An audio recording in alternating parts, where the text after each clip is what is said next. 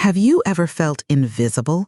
A ghost moving through a world of steel and glass, a world that rushes past, too busy to notice the fragile beauty you offer? Today's story is about a man like that, a flower seller who lived at the mercy of the relentless traffic until the day the river of steel rose up and consumed him. But this is not a story about an ending or a simple success. It is a story of a painful rebirth, of failure and resilience, and of a man who, after being broken by the system, returned not for revenge, but to infuse the heart of the machine with a radical, dangerous, and world-changing idea. If you believe that our deepest wounds can become the source of our greatest purpose, and that one person's vision can bring humanity to the heart of the machine, then join our community. Subscribe to the channel, turn on notifications, and let's explore the incredible journey of a man who learned to conduct the traffic of life itself. The intersection of Meridian and Fifth was not a place, it was a force of nature, a confluence where the city's arteries pulsed with a relentless metallic rhythm. For the millions who passed through it, it was a non-space, a fleeting obstacle of red and green, a pause in a life lived perpetually elsewhere. But for Leo, it was the entire world. The traffic was a living entity, a great roaring river of steel and glass that flowed around him, indifferent and immense. The roar of engines was its constant churning sound, the glare of sunlight on windshields its blinding surface, and the acrid smell of exhaust its very breath. He was a man standing on a small, fragile island in the middle of this treacherous river, and his boat was a plastic bucket filled with flowers. Each day he would stand on the concrete median, a ghost in the machine. He had a grace born of necessity, a dancer's intuition for the deadly ballet of changing lanes and accelerating engines. He moved between the stopped cars, his hands full of bright reds, gentle pinks, and sunny yellows. His flowers were a stark, beautiful rebellion against the gray, hard-edged world around him. They were a whisper of nature in a landscape of asphalt, a fragile offering of color to a world that had seemingly forgotten it. He was as much a part of the intersection's ecosystem as the traffic light itself, a fixture in the urban landscape, yet he was almost entirely unseen by the metallic currents that rushed past, his existence acknowledged only in the brief, fleeting moments when a window would roll down. Leo did not see cars, he saw the faces inside them, framed for a few precious seconds in the glass of their windows. Over the years, he had become a silent, expert reader of the human condition, a confessor who heard no words. He saw the quiet desperation in the eyes of the businessman shouting into his phone, his tie a noose he tightened with every market fluctuation. Leo did not see cars. He saw the faces inside them, framed for a few precious seconds in the glass of their windows. Over the years, he had become a silent, expert reader of the human condition, a confessor who heard no words. He saw the quiet desperation in the eyes of the businessman shouting into his phone, his tie a noose he tightened with every market fluctuation. He saw the weary slump of the mother in the minivan, her face a roadmap of sleepless nights and endless errands as she tried to mediate a backseat war. He saw the hollow-eyed stare of the young woman in the passenger seat of a car, far too expensive for her, her expression a perfect portrait of a gilded cage. He witnessed 1,000 silent, ongoing stories every day. He developed a strange, one-sided empathy for these souls trapped in their metal boxes. He didn't pity them, he understood them. He recognized the universal, frantic urgency in their eyes, the desperate need to get to the next place, the unshakable belief that happiness was a destination waiting for them at the end of their journey. And when one of them would, on a rare occasion, roll down their window, the brief transaction was more than just commerce. It was a moment of shared humanity. The exchange of a few crumpled dollars for a flower was an acknowledgement that they were both caught in the same relentless flow, two strangers making a brief, silent pact to recognize the beauty in the midst of the race. He was not just selling flowers, he was selling a moment of pause, a small, fragile reminder that life existed between the red and the green. Among the thousands of faces, there was one that stood out for its complete and utter opacity: Mr. Sterling. He drove a long, black, luxury sedan, its tinted windows like the lenses of a pair of expensive sunglasses, reflecting the world without letting any of it in. When his car stopped at the light, the world outside seemed to cease to exist for him.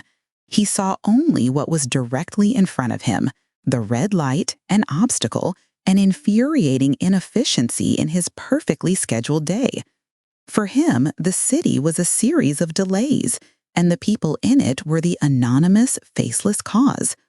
To Mr. Sterling, Leo was less than invisible. He was a nuisance, a flicker of movement in his peripheral vision, a minor degradation of the urban aesthetic.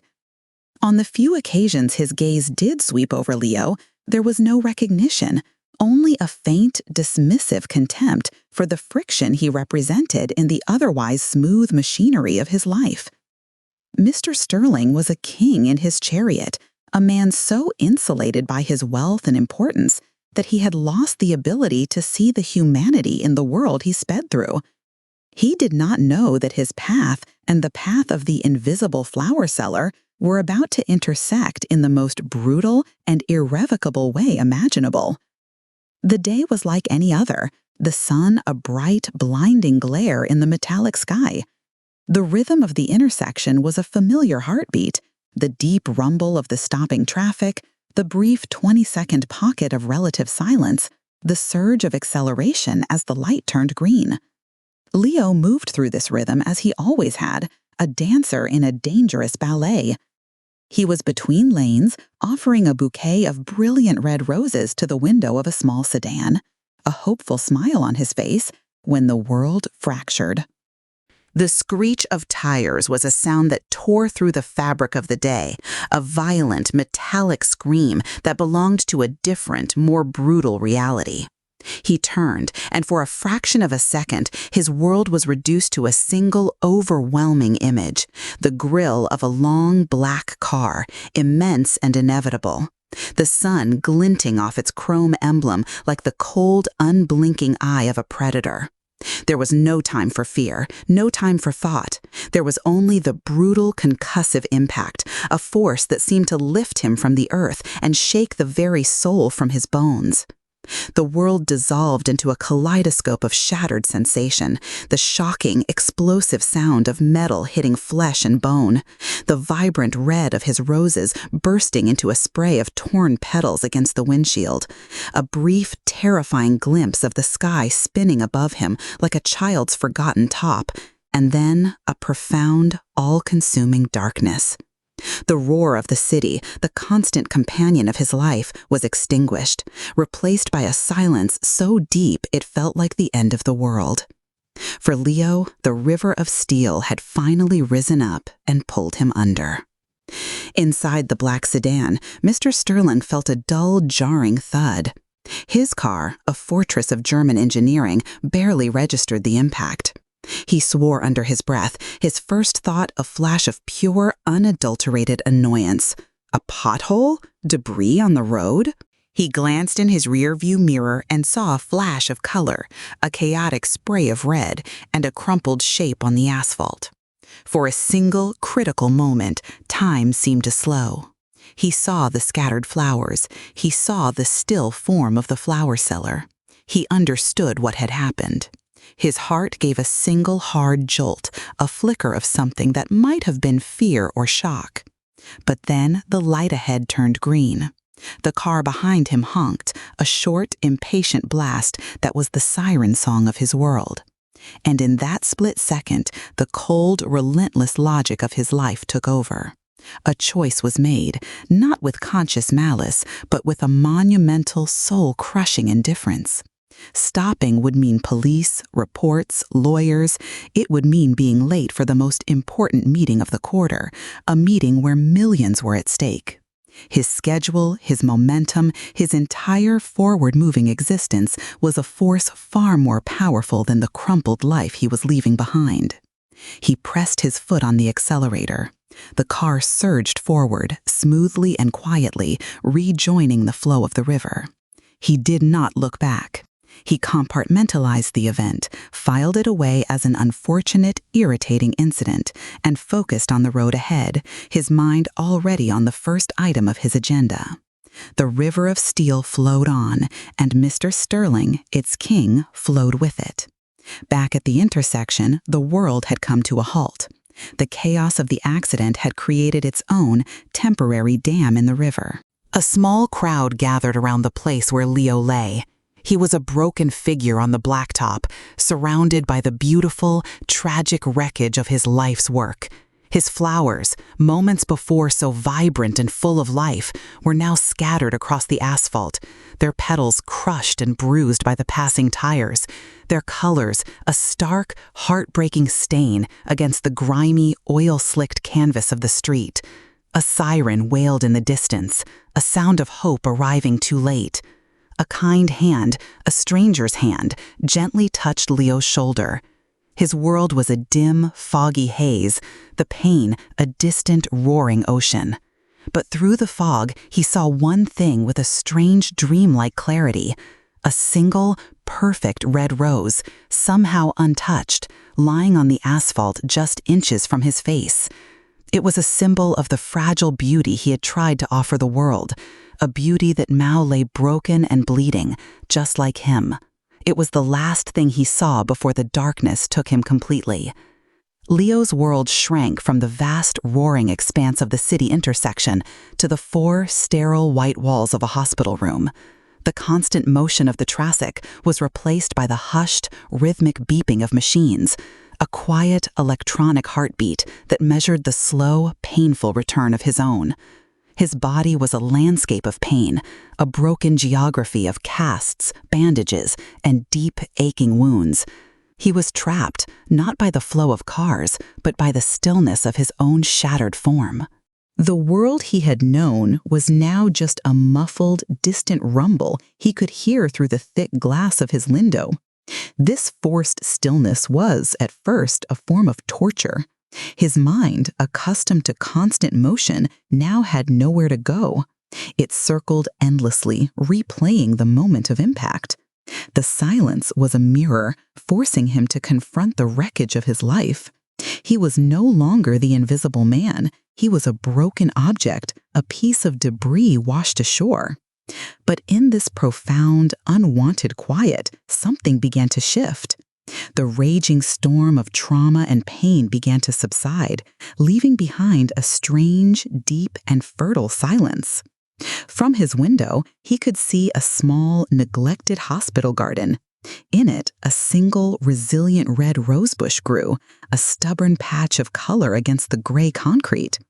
That rose became his focal point, a symbol of a life that refused to break, a silent companion in his long, empty hours. It was the first flower he had truly seen in years.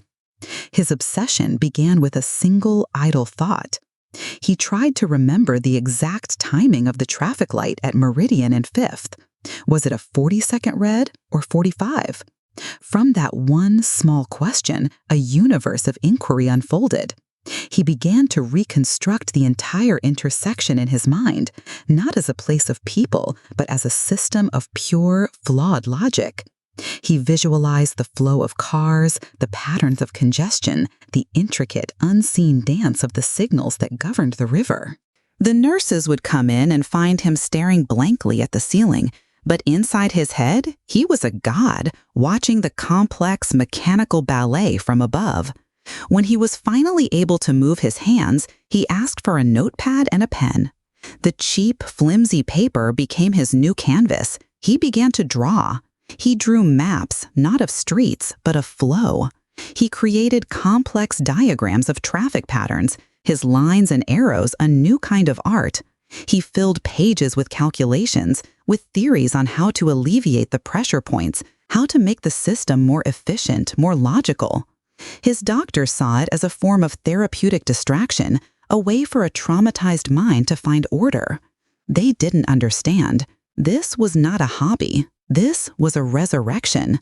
He was taking the chaos that had almost destroyed him and was methodically, obsessively turning it into a science. He was no longer a victim of the river. He was its first and most dedicated scholar. The day the doctors told him he would walk with a limp forever, that his old life of weaving through traffic was gone, he received the news with a strange, unnerving calm. The old Leo, the flower seller, was well and truly dead. The accident had not just broken his body, it had shattered his old identity. And in the empty space that was left, a new purpose was beginning to form, hard and clear as a diamond. "You have to have a goal, Leo," his physical therapist said gently, "something to walk towards." Leo looked at her, his eyes holding a sharp, intense fire. He pointed a slightly trembling finger toward the notepad on his bedside table, the pages filled with his intricate, almost mad diagrams of the city's arteries. "That," he said, his voice raspy, "I'm going to walk into the heart of that machine, and I'm going to fix it." It was not a statement of hope. It was a vow. It was the first step, not just of his physical rehabilitation, but of a journey that would take him from the asphalt of the intersection to the very control room of the city's heart.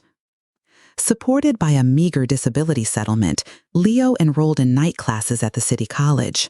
He was a ghost in the classrooms, a limping, older man who devoured textbooks on civil engineering and urban planning.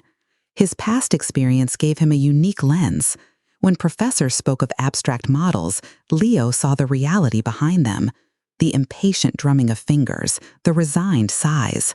He saw the system's flaws not as equations, but as failures of empathy. He met two people who would define his new path. The first was his rival, David Chen, a brilliant young student who championed pure efficiency, whose motto was "Speed is safety," a philosophy that saw human beings as unpredictable variables to be controlled. The second was Dr. Eris Thorne, a legendary, notoriously skeptical engineering professor who saw Leo's ideas as naive idealism. Their different philosophies clashed in the classroom. Chen, with his sleek presentations and cold data, would argue for automated systems that minimized human error. Leo, with his hand-drawn maps and stories of the faces he had seen in the windows, would argue for systems that accounted for human fallibility. A red light isn't just a delay, Leo argued in one memorable debate. It's a moment of shared community. It's the only time the river stops. Chen scoffed, calling it traffic poetry. Dr. Thorne watched them both, her expression unreadable, a silent judge in their intellectual war. His final thesis was a radical document titled The Empathetic System. He argued that traffic was not a math problem, but a human problem. He designed systems that prioritized community rhythms over vehicle speed. Chen's thesis, The Velocity Mandate, won every award. It was a masterpiece of cold, hard logic. Leo's thesis was failed by Dr. Thorne. She returned it to him with a single handwritten note scrawled on the cover. "Theory is cheap. The world is not a textbook. Show me it works." It was not the rejection he feared. It was the challenge he desperately needed. Taking a low-level job in the city's traffic department, a position in a dusty, forgotten basement office, Leo began his quiet revolution. He chose the city's most chaotic, forgotten intersection, a place the department had given up on, and spent a year observing it, talking to the people who lived and worked there, the ones the data always ignored. He filled a new notebook, not with equations, but with stories. The elderly woman from the nearby nursing home who was terrified to cross the street, the parents from the daycare who couldn't make a safe left turn, the delivery trucks that blocked the entire street. He presented his solution not to the department heads, but directly to Dr. Thorne. It was a simple, elegant plan based on his on-the-ground observations. It was not the most efficient solution on paper, but it was the most humane. Intrigued by his grit, she used her considerable influence to secure a small grant and the political cover for him to implement it as a pilot program. It worked. The intersection, a nightmare of gridlock, began to flow. Accidents dropped to nearly zero. Chen publicly dismissed it as a fluke, a waste of resources that slowed down productive citizens. But Dr. Thorne saw the truth. She became his reluctant, formidable mentor, Her skepticism transformed into fierce advocacy. His name began to be whispered in the halls of power. He was the quiet man from the basement who could solve the unsolvable. Leo stood in the Traffic Management Center, the city's central nervous system. He was now the director, the maestro of a vast urban orchestra. His team, a group of bright young engineers he had handpicked, looked to him with unwavering respect. His old rival, David Chin, was now his wary subordinate, his presence a constant reminder of the philosophical battle that still raged at the heart of their work. Leo had gotten the green light for a citywide pilot of his human algorithm. But his old flaw, a deep-seated need for absolute control forged in his lonely recovery, began to surface. He trusted his vision, but he didn't fully trust his team. He would work late into the night, rechecking their calculations, micromanaging every detail, convinced that only he could truly understand the soul of the city. He ignored their concerns about edge cases, about the unpredictable variables that their simulations couldn't account for, believing his empathy alone was enough. The system launched. For a week, it was hailed as a miracle. The city breathed, commute times plummeted, the media celebrated Leo as a homegrown genius. Then, the disaster.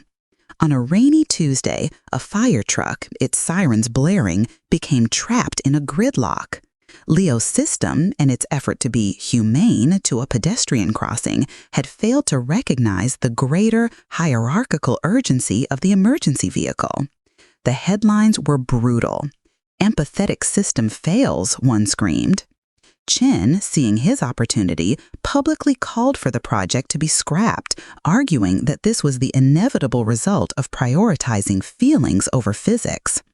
Leo faced a public hearing, his career and his dream hanging by a thread. He stood before a hostile city council, the room filled with angry citizens and reporters. He tried to defend his system, but his arguments sounded hollow. Then, an elderly woman named Mrs. Gable, a resident from the nursing home near his first successful intersection, stood up to speak. She didn't attack him. She simply said, with a quiet, devastating dignity, "Your system gave me time to cross the street, sir, and I thank you for that. But my neighbor's house burned down while the fire truck stood still. What is the value of one person's safety if it costs another their home?" Her words were a devastating summary of his failure. It was the moment he realized that his obsession with control, his belief that his empathy alone was the answer, had made him blind. That night, a brief, sterile news report flickered across a hospital television. Mr. Sterling, looking tired and stressed, was leaving the building after a visit to his ailing father. He took a call. "I don't care about his condition," he snapped into the phone, his voice cold. "The meeting is still on. I'm on my way." He hung up, his face a mask of cold, unyielding priority. The scene was a quiet, damning echo of his indifference years ago, a reminder that some men never learn to see beyond their own forward momentum. Meanwhile, humbled and broken, Leo did something he had never done before. He asked for help. He gathered his team, including Chen, and laid his failure bare. "I was wrong," he said, the words costing him more than any physical pain he had ever endured. "My vision is not enough. I need your logic." For the first time, he listened. He integrated their cold, hard data with his human observations. He met with Mrs. Gable and her community, using their real-world knowledge to refine the system. Was born a system that balanced compassion with unyielding logic, empathy with efficiency. It was no longer just his vision, it was theirs, the silent justice. The new system was a triumph. It was a complex, resilient, and truly empathetic network that had become the gold standard for cities around the world. Leo was a quiet legend. One afternoon, as he observed the city's pulse, he saw it. The license plate he had burned into his memory, Mr. Sterling. He was stuck in a delay, forced to wait by the very system that now protected Mrs. Gable's community. Leo, the ghost in the machine, had the power to part the river of steel for him. The temptation to use his power, just as Sterling would have, was a subtle, cold whisper. To prove, just once, that he was now the one in control. But he did nothing.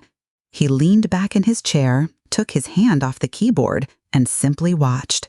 He let the system work exactly as it was designed to, fairly, for everyone. He was not punishing Sterling, he was giving him a gift, a moment of forced stillness, a chance to see the world outside his window. It was not revenge, it was balance.